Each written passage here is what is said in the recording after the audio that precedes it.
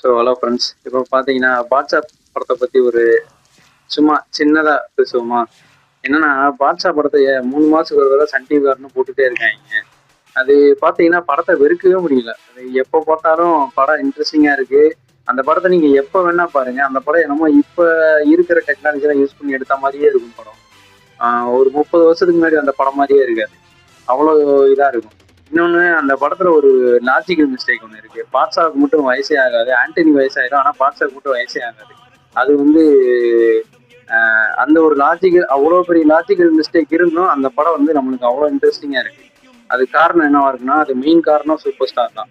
அதுக்கப்புறம் அந்த ரகுவரனோட கேரக்டர், அப்புறம் அந்த படத்தோட டைலாக்கு, பிஜிஎம், ஸோ எல்லாமே வந்து அந்த படத்துக்கு பக்காவா அமைந்தது. ஸோ அந்த படத்துல பாத்தீங்கன்னா, அந்த மெயின் டைலாக் பாத்தீங்கன்னா, அந்த ஒரு தடவை சொன்னா 100 தடவை சொன்ன மாதிரி. அதுக்கப்புறம் அந்த நல்லவங்களை ஆண்டவன் எப்பயுமே சோதிப்பான், ஆனா கைவிட மாட்டான்.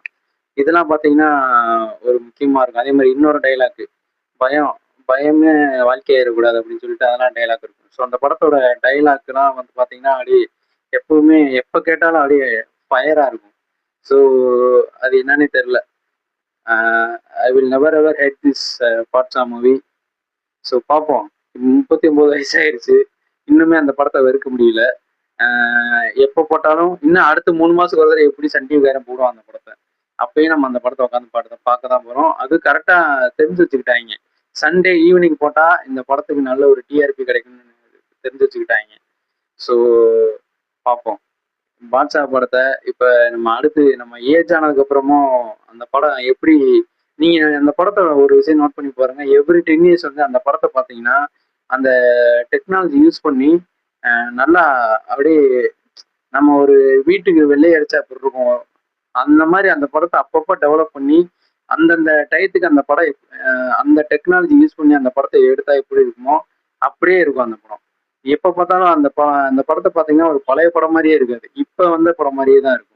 ஸோ அதுவும் ஒரு அந்த படத்தோட சக்சஸுக்கு ஒரு மெயின் காரணமா இருக்கும்னு நினைக்கிறேன். ஸோ இந்த மாதிரி நிறைய படங்கள் வந்தா நல்லா இருக்கும். அப்படின்னா தான் நம்மளுக்கு வந்து சண்டே ஈவினிங்கும் நல்லா ஒரு என்டர்டெய்னிங்கா இருக்கும். So thank you. பாட்ஷா மறுபடியும் 3 மாசத்துக்கு ஒரு தடவை சன் டிவியில் போடுவாங்க. அப்பயும் நான் உட்காந்து பார்ப்பேன். தேங்க்யூ.